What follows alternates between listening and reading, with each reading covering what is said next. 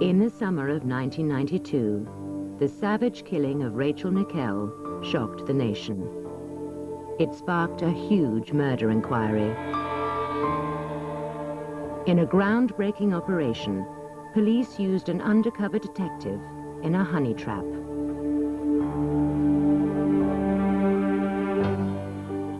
They arrested their prime suspect. You ambushed her, and you pushed the little boy face down into the mud. Then you stabbed Rachel 14 times. But the operation turned out to be deeply flawed. The police are fallible, and in this case, you know, they got the wrong man. Rachel Nickell's killer remains at large. What went wrong?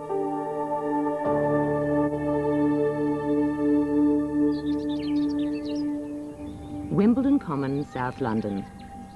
1,100 acres of woods and fields. By mid-morning on July the 15th, 1992, the Common was filling up with visitors. But just 300 yards away from the main car park, a secluded wooded area concealed a horrific scene.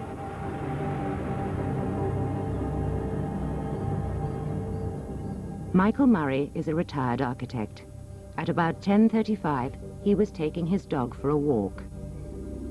We came up this path, and I saw what I thought was someone sunbathing. I saw a bare leg. But as we got closer, I realized that this was something quite different and horribly tragic. There was a small child, about 2 or 3 years old, who was pulling at the arm of his mother, who was lying covered with blood on the ground. I heard the child shouting, "Get up, Mummy, get up." It was heartrending. She needed levering off. His hand was gripped tight round the mother's arm. And he was just hysterical with distress. Poor thing was covered in blood. The police quickly sealed off the scene. One of the first to arrive was Detective Chief Inspector Mick Wickerson. And I can honestly tell you that this is the most horrendous and vicious attack that I've ever seen. It was a beautiful blonde girl with the most horrendous throat injury, and she was soaked in blood. And then, of course, you know, the true horror of what had happened hit me. From the outset, it was clear that this murder would attract intense media interest. She was a very attractive young mother, and that is one element that attracted so much media attention. The time of her death was relatively early in the morning, so every news bulletin, every newspaper could get the maximum of that day's coverage. Clearly, it was an absolutely horrific attack. That says to the folks on the streets, we're dealing with a psychopath here. Secondly, the fact that the young boy was involved, you know, journalists have children too, and would have appreciated, you know, that this is a sort of dark nightmare for every parent in the land. More than 500 people had been on the Common that morning. The police allowed them to depart after taking their details. Only one vehicle remained. It belonged to the murder victim. 23-year-old Rachel Nickell lived in Balham. She had taken her son Alex to Wimbledon Common for walks because she felt safer there than in the parks nearer her home. Rachel's partner, and the father of little Alex, was Andre Hanscom. He'd once been a tennis coach and was now a motorcycle courier. Suddenly, he was thrust into the media spotlight. I led him through the door, and he was taken aback by the number of flashbulbs and interest. And we sat down together, and I held his hand under the table, and just sort of gave it a reassuring squeeze every so often. I would say to anybody who does know this person, no matter how they feel about them, please come forward before he destroys anybody else's life. Rachel's parents, Andrew and Monica Nickell, were holidaying in Canada. It took the police 4 days to trace them. Paul Miller was sent out to break the tragic news before the press did. Andrew stood there and took it all in, took one sharp intake of breath when I mentioned her throat.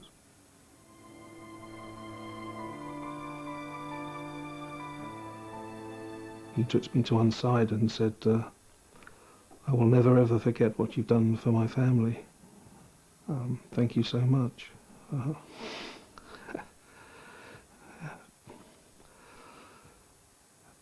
It just blew me away. I'd given him the worst news imaginable. And there he was, thanking me for what I'd done. What had I done? She can never be replaced in our lives. We can only try and slowly pick up the pieces. But our lives will always be less rich than when she was alive. The murder squad was based at Wimbledon, led by Detective Superintendent John Bassett. The crucial role of evaluating suspects was given to a newcomer from the flying squad. Yeah, 993 from OP1. No sign of any suspects. Keith Pedder had just been promoted from Detective Sergeant to Inspector. But we'll let you know in the next couple of minutes. Age 35, he was bright and ambitious. Pedder would become the driving force on the squad. The fact that we had no one coming forward saying that they'd actually seen a blood-stained man decamping from the Common surprised me, and it struck me at the time that whoever was responsible for this had had the luck of the devil. The hunt for Rachel's killer would finish Keith Pedder's promising career and severely damage the reputation of the Metropolitan Police.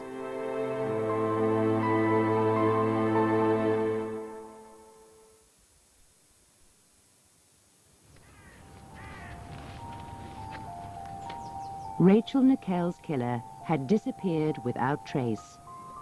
Now police needed forensics to help track him down. Rachel had been sexually abused as well as stabbed. DNA evidence from a strand of hair or a trace of blood or semen could convict a suspect. The glade in the woods was examined in minute detail, but all to no effect. We were faced with the appalling situation. We had no stranger's blood, we had no fibres, we had no hairs, we had no forensic evidence, we had no eyewitnesses. And the question that was uppermost in our minds is, where on earth do we start? The post-mortem revealed the full extent of the savage attack. Rachel had been stabbed 49 times. Someone somewhere must have seen a blood-stained suspect. Rachel's major bleeding injuries were actually to her neck, and it's my belief they were inflicted by someone standing behind or possibly to the side of her, in which case they may well not be covered in blood. The other stab wounds to the body probably wouldn't produce a large flow of blood that would contaminate someone. The forensic scientists would have been able to find the fine sprays of blood on the clothing of the assailant, but they wouldn't be apparent to someone walking past them on the road or on the common. With no forensic evidence, detectives had to investigate a vast array of suspects. They considered Rachel's friends and contacts. They traced local sex offenders. They examined other murders for similarities. The squad had to eliminate nearly 600 suspects put forward by a concerned public. They all were looked at. Despite some very, very intensive inquiries in respect of some of those other suspects, there was no evidence to put them either at the scene of the Common or to link them with Rachel's death. There was only one person who had seen the face of the killer. Rachel's son, Alex, a month short of his 3rd birthday. Detectives hoped he might provide vital leads. Alex was taken to a child psychiatrist. She said that it would be painful but therapeutic for him to recall what happened. Seeing Alex relive the murder of his mother was a harrowing experience. He would start playing with his toys. He would make a lot of noise. And the psychologist was saying, yeah, could you help the people here catch this naughty man? What did he do, you know? And the noise would be getting louder and louder. And the boy was trying to shut it out completely. Your heart just bled. There was one occasion where he was writing on some paper and talking about the man that had hurt Mummy. And while we were sitting there, he had the pen in his hand and started jabbing the pen on the paper, faster and faster. And then he ran up to Andre with the pen like that, and it was dramatic to say the least. Slowly, Alex revealed that the killer was a white man with short hair. He wore a white, buttoned, collared shirt, outside blue trousers. He had dark shoes. The man had produced the knife from a black bag. These sessions helped form the intense emotional bond between the murder squad and the Nickell family. They wanted this killer caught. At the scene of the crime, detectives set a trap. They hid a surveillance camera in a tree. Buried sensors were linked to an alarm.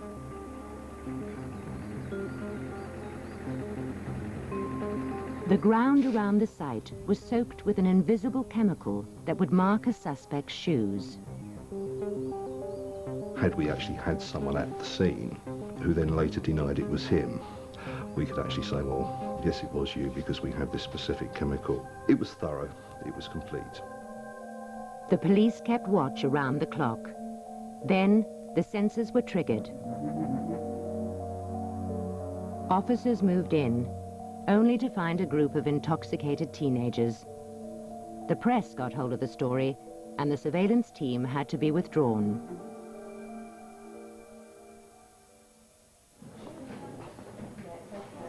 After 2 weeks, the investigation was making little headway. It was time for a radical new approach. Could a psychologist come up with a profile of the kind of man who might have committed such a horrific murder? What you have with a psychologist usually is an insight into the criminal mind. I think where it is very effective is in serial murders and sexual offences such as rape, where there is a certain psychotic implant which is used by some of the most prolific offenders. Senior officers brought in forensic psychologist Paul Britton. He was briefed by detectives and visited the murder scene. Like the fictional cracker, he now had to think himself into the mind of the murderer. Closing my eyes, I tried to step back into the pretty woodland glade on Wimbledon Common. An image was forming in my mind. I knew how this killer functioned. I knew what drove him, because I had seen the same impulse in other people whom I'd interviewed and treated over the years.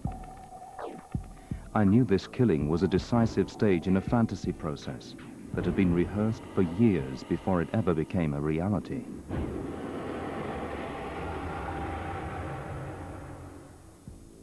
Britton's handwritten offender profile aimed to help the police narrow down their list of suspects. Among other things, it said that the killer would live within easy walking distance of Wimbledon Common. He would probably be between 20 and 30 years old. He would be single and isolated, living at home with a parent or alone in a flat or bedsit. He would have a history of failed or unsatisfactory relationships. His hobbies and interests would be unusual. Most worrying of all, Britain predicted that it was almost inevitable that the killer would strike again.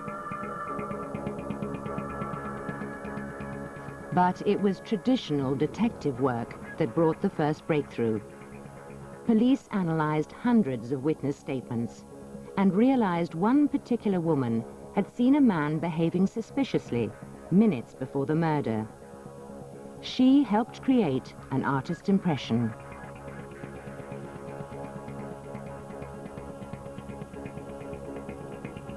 Was this the face of Rachel's killer?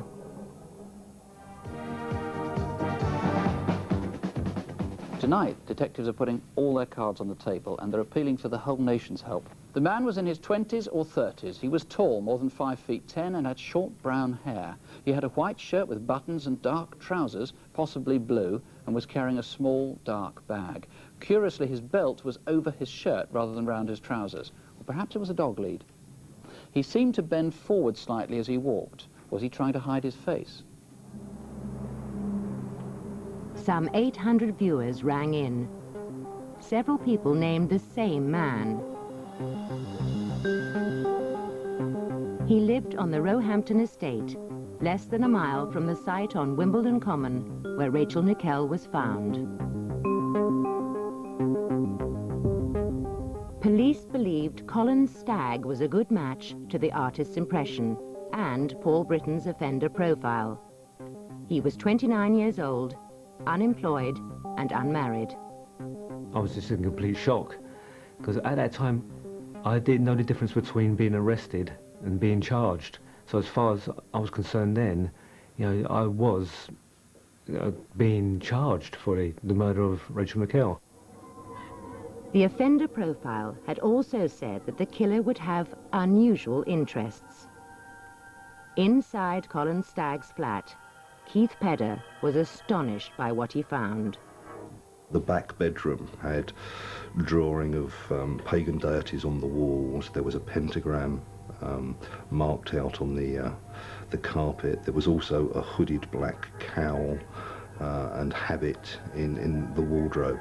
Quite clearly, we were dealing with a very unusual individual. Detectives now had 3 days to interview Colin Stagg. He was rapidly becoming their prime suspect. It was very, very difficult to actually pin Colin down to answer specific questions. You would ask him a question, put something very pointed to him, and he would come up with the most illogical response by way of answer. I was getting more and more frightened, and I couldn't think of anything coherent to say, so my words were being mixed up, and that was being used against me. I couldn't think clearly about what times I was on the Common that morning, and I was getting that wrong, and yeah, and it was just really a stressful time for me. Pedder asked Stagg to describe his movements on the day of the murder. He said he had taken his dog for a short walk on the Common sometime between 8:15 and 9:15. The only people I saw was a dark-haired woman with her hair up, pushing a buggy with a child in it, and I said good morning to her as I passed her, and she said good morning back. Behind her was a broad man, short dark hair, quite a menacing looking bloke. We checked our database of witnesses and people who said they were on the Common at the time, and we could find nobody who matched the descriptions that Colin had given us. Rachel Nickell had been killed at around 10:30. Colin Stagg's alibi was that he was back home by 9:15.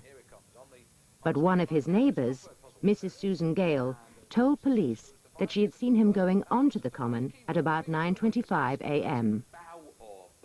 I remember clearly the meeting she described in her statement, but it was not the day of the murder, and she has got that day wrong. We went back to Mrs. Gale and said, are you sure it was the day? Are you certain of the time? And she was totally adamant. You kept walking? And then I carried on walking, and then my youngest son... This woman, Jane Harriman, had described a man seen acting suspiciously at about 10:10. It was her artist's impression that was shown on Crime Watch. And he paused, and I sort of looked at him to smile, and he half smiled and turned his face away. He didn't look at me, he just turned his head away, and he seemed unsure of which way to go, and I didn't look back. Then I carried on walking past. Mrs. Harriman had taken her children to a nearby pond. A few minutes later, she'd seen the same suspicious man. She was concerned because she thought he was following a woman. At 10:23, she saw him for a third time, heading in a new direction. This would have put him in the right place at the right time to have killed Rachel. This individual was not me, because the description of this man is a much taller individual, and loads of people have commented on what basically a short-ass git I am, you know. There's no way I can be described as being a tall man. 2 days after his arrest, Colin Stagg was taken to an identity parade at Brixton Police Station. There, Mrs. Harriman identified him as the man she'd seen on Wimbledon Common.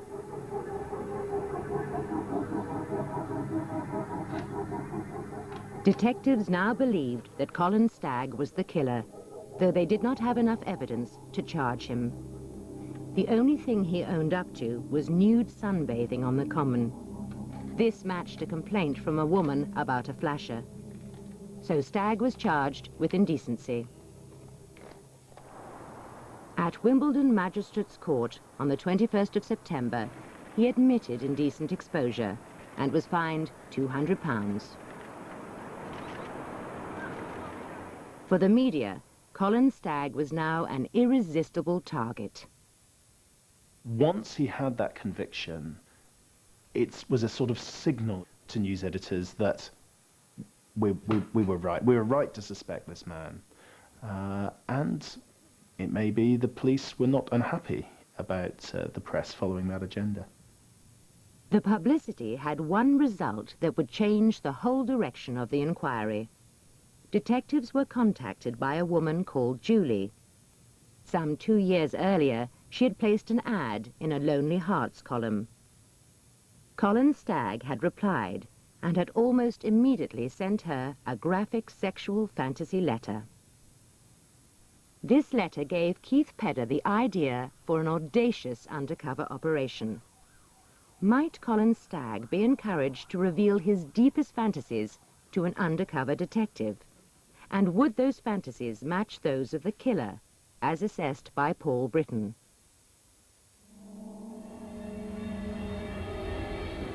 These would include the use of a knife to stimulate, penetrate, and control the woman in his fantasy. As he reveals more, the fantasies would increasingly come to feature a venue that closely resembles the woodland in which Rachel was murdered. At their highest intensity, they would replay important aspects of the killing itself, and the offender would derive potent gratification from recounting them. The idea was to obtain evidence, physical evidence would have been ideal. The knife used to murder Rachel with her blood on, his fingerprints on, clothing that he had worn on the day with Rachel's blood on, that would have taken the inquiry to another level. Keith Pedder believed the undercover operation would eliminate Colin Stagg from the inquiry, or prove his guilt. One of my colleagues came up to me and said, "You realise that if it goes wrong, that's your career buggered." We were treading on new ground. We were sailing uncharted waters. It was completely new, but we didn't know what else to do. Pedder's daring plan was now approved at Deputy Assistant Commissioner level. No one could predict what would happen next.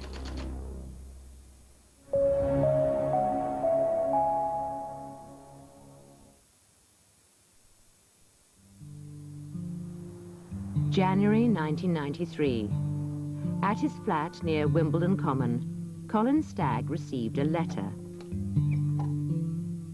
Unknown to him, it had been composed by Keith Pedder and an undercover detective known only as Lizzie James.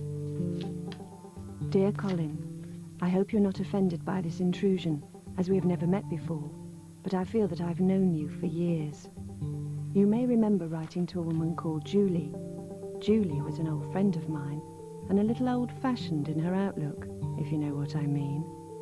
A while ago, while she was out, I read a letter that you sent her. I would be very interested in getting to know you more. At that time, I still had no real sexual contact with any women. Bit of a late starter. I thought, well, you know, I've got nothing else going for me. You know, it's not as if I've got women queuing at the door for me, is it? So, yeah, I jumped at the chance. Over the next 7 months, Colin Stagg and Lizzie James would exchange 43 letters. Forensic psychologist Paul Britton had helped design the covert operation and monitored the correspondence. The underpinning factor was that we should not introduce new themes that hadn't already been introduced into the correspondence by Colin Stagg. I suppose the analogy would be that if he hopped onto one step, we would hop onto it after him. But the defense would later call an expert to allege that the police were shaping Colin Stagg's replies. The inducement really was, you can have sex with me and we'll have a loving relationship, but unless you committed the murder of Rachel Nickell, you're no good to me and the relationship will be terminated. In early March 1993, Lizzie James wrote to encourage Colin Stagg to be more explicit in his letters. I can't help but think you are showing great restraint. You are showing control when you feel like bursting. I want you to burst. I want you to feel all-powerful and overwhelming, so that I'm completely in your power, defenseless and humiliated. She is saying to him, you're not opening up enough. You're not giving me what I want.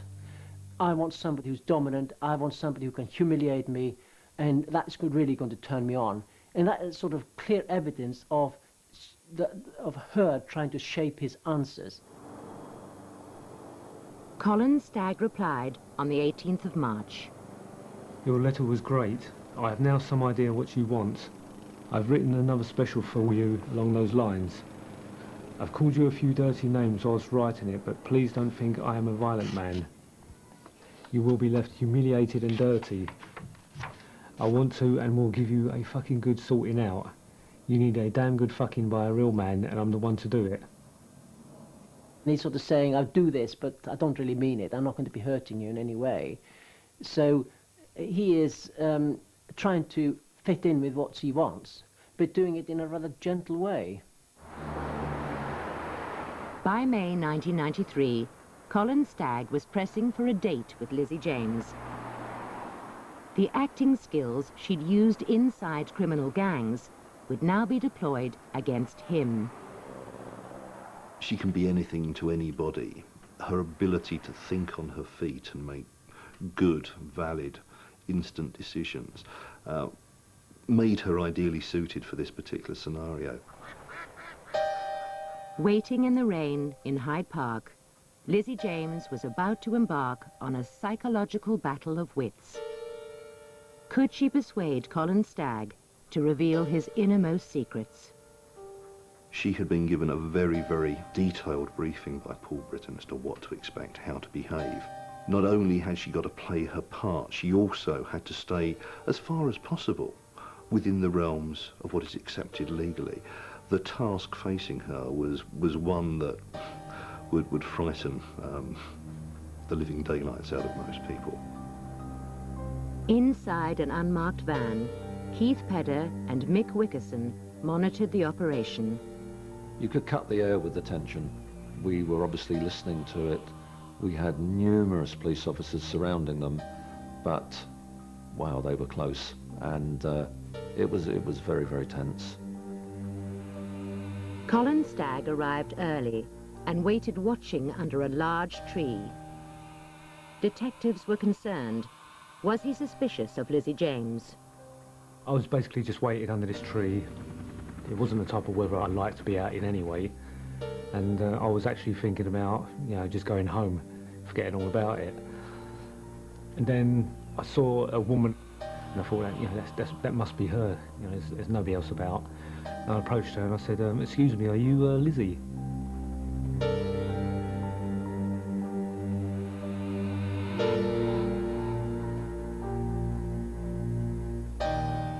It was Colin Stagg's 30th birthday. Lizzie James gave him a personal stereo and a baseball cap.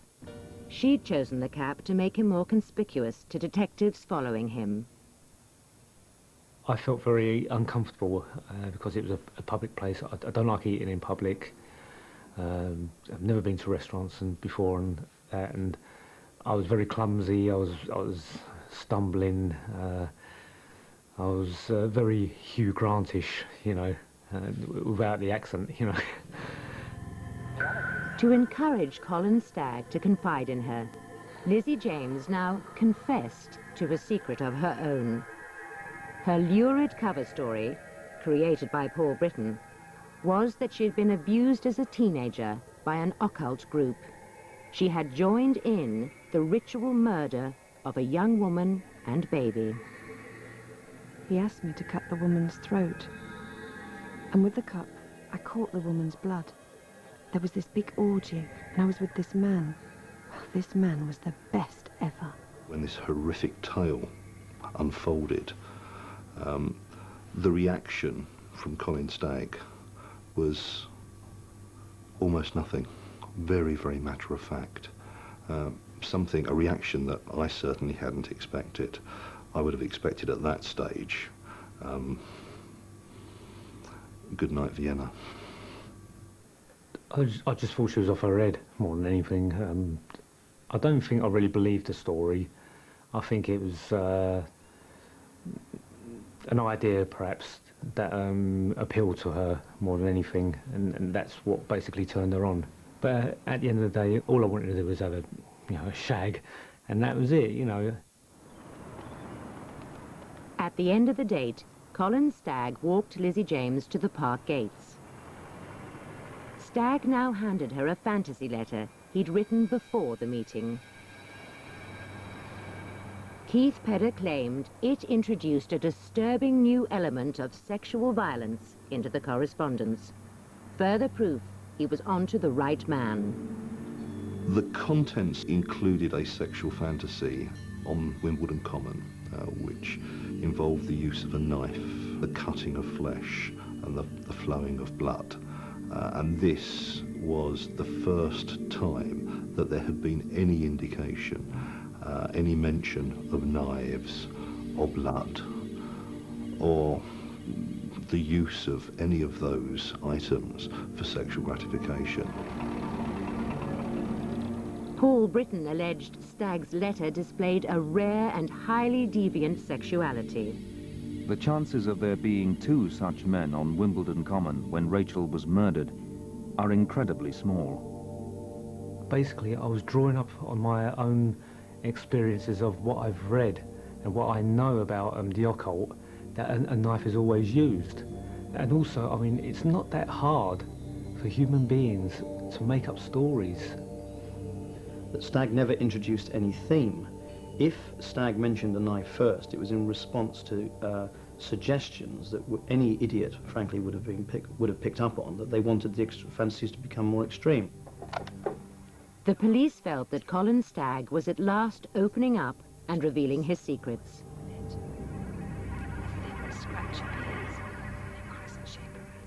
Lizzie James sent him a graphic sex fantasy on tape to keep up the pressure. During a series of secretly taped meetings, Lizzie James now pushed Stagg about Rachel's murder, after he'd told her he'd been arrested and questioned about it.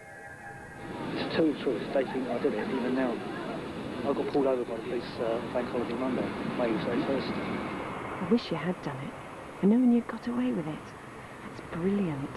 I wish you had. Legally, Lizzie James was dangerously close to the edge. She was openly enticing Stagg to confess. But confession was the last thing on Stagg's mind.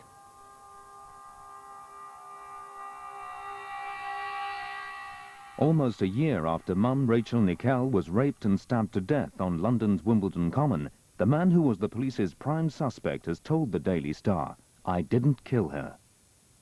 With such a public denial, he was unlikely to say in private or disclose to Lizzie James anything that contradicted what was said in that article, therefore undoing 4 or 5 months of painstaking work.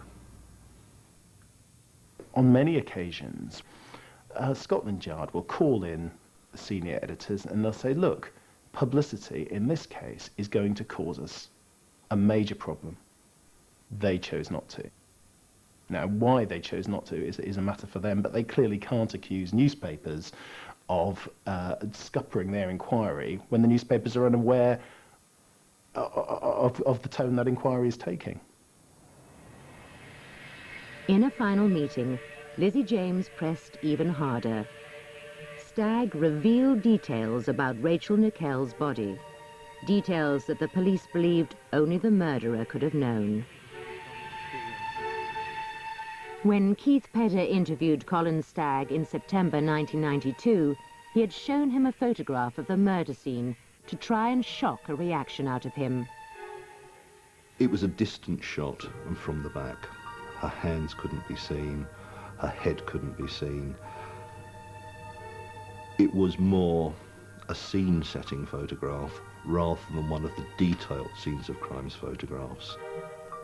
Now, at a picnic in Hyde Park 10 months later, Lizzie James claimed Colin Stagg had clearly demonstrated the position of Rachel Nickell's hands, palm to palm. That was something that was uncannily accurate to the way that Rachel was found, and again could not have been seen from the photograph that he had been shown in a much earlier interview. In fact, Rachel's hands had been left crossed at the wrists. I basically tried to show her what I could remember from the photograph. I placed both my hands palm down on the ground, and to try and lower myself into a kind of fetal position, and I tried to show that, and the photograph was taken from the rear end. And as I straightened myself up, I brushed my hands from the husks of the beech nut of the tree, which are small prickly things. So, but the fact of the matter is, at no time whatsoever did my hands come into contact either across the wrists or palm to palm. In essence, Colin Stagg was being given a choice: admit more knowledge about the killing, or kiss goodbye to Lizzie James. I don't know what to say, you know. I never really met anybody like you, you know. Since you first started writing to me and that, you know, it's like a dream come true for me, you know. If you're not that man, and not done that kind of thing, you'll never, ever, ever be able to fulfill me. You'll never, Colin. Never. Despite these enticements, Colin Stagg never admitted killing Rachel. The operation was aborted. Would the evidence police had acquired stand up in court?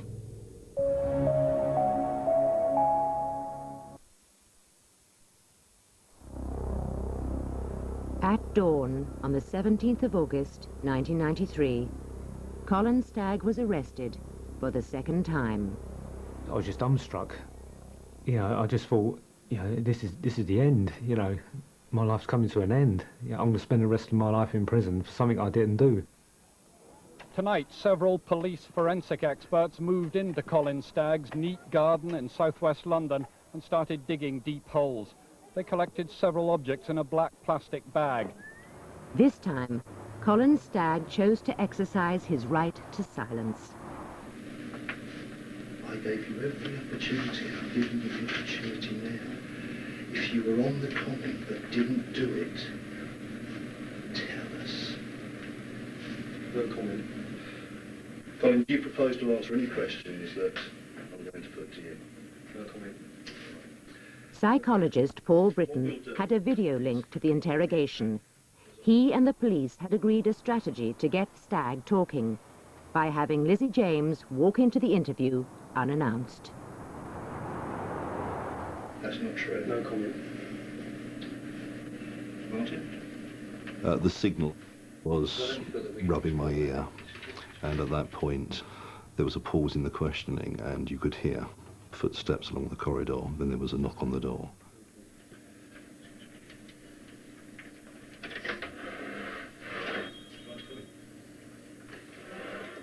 And Lizzie James came in and introduced herself. Yes, I'm a serving police officer. For the purposes of this interview, I'm known as Lizzie James. There was a look of shock on Colin's face, and that was quickly replaced by one of what I would describe as anger. And I thought, I haven't murdered anybody just because I wrote dirty letters, for God's sake. You know, it doesn't make you a murderer. Isn't there anything you want to say to me, Colin? It'll be your last opportunity. Stagg now knew he had been set up, but he continued to make no comment. He was formally charged with the murder of Rachel Nickell. Is 11 minutes to 7. We're now switching the tape off.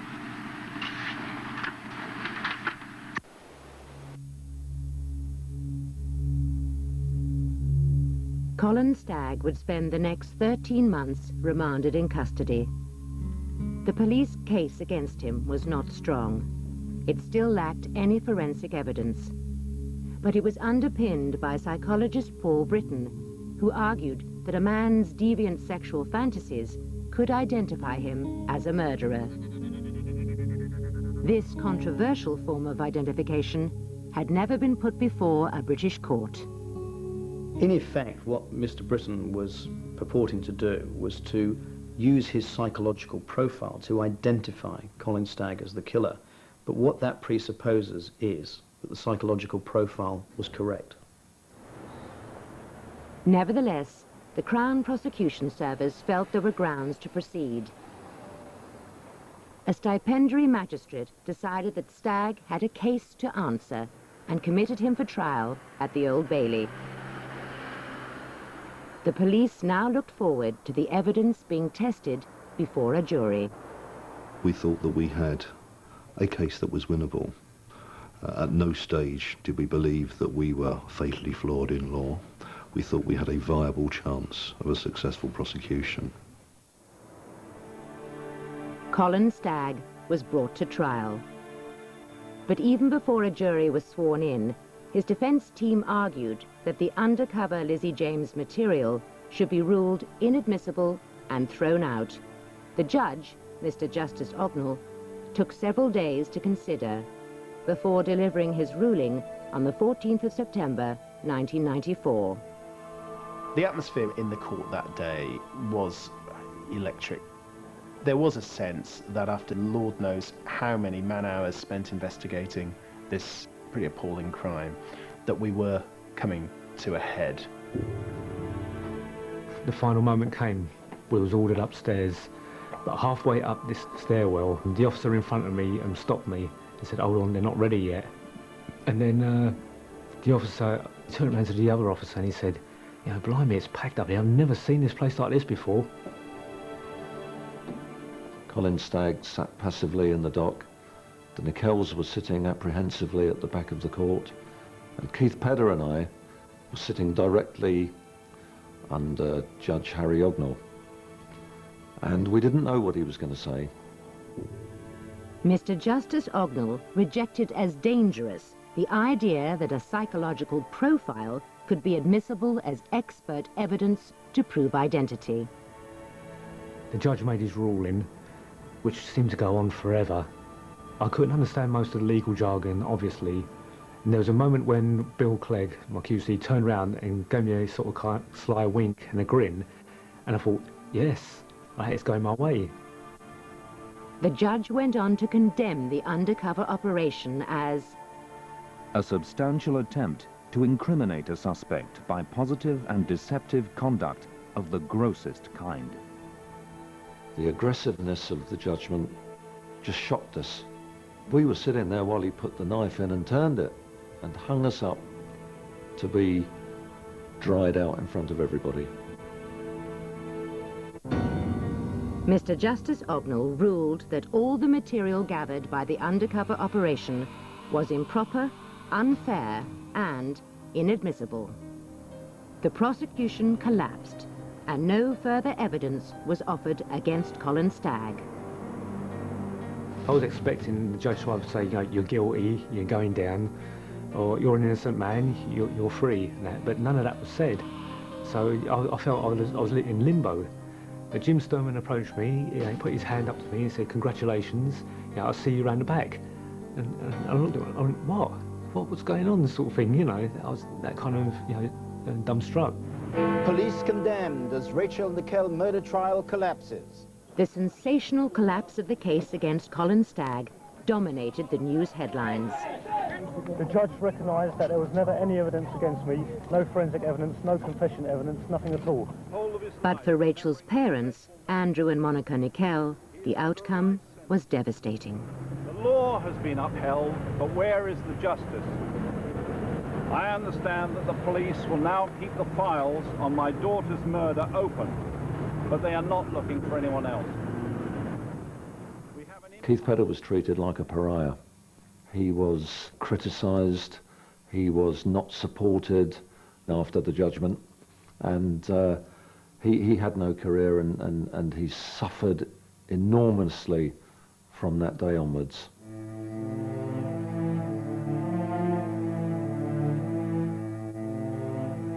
The murder of Rachel Nickell remains one of the great unsolved crimes of the 20th century.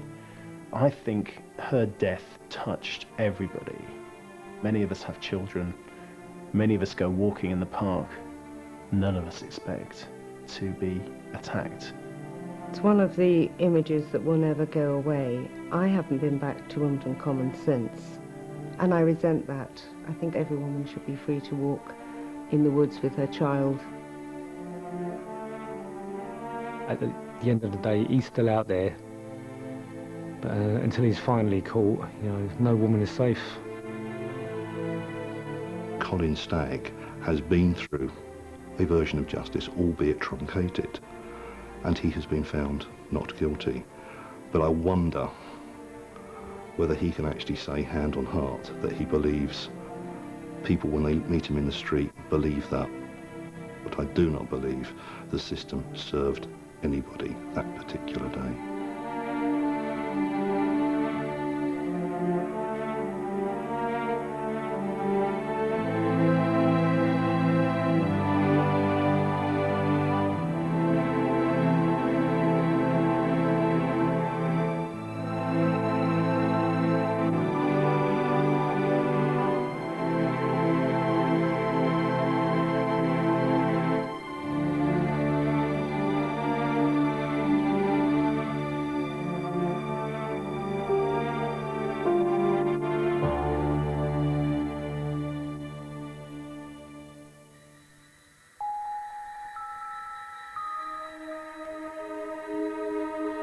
And next week at 11, Real Life looks at one man, 6 wives,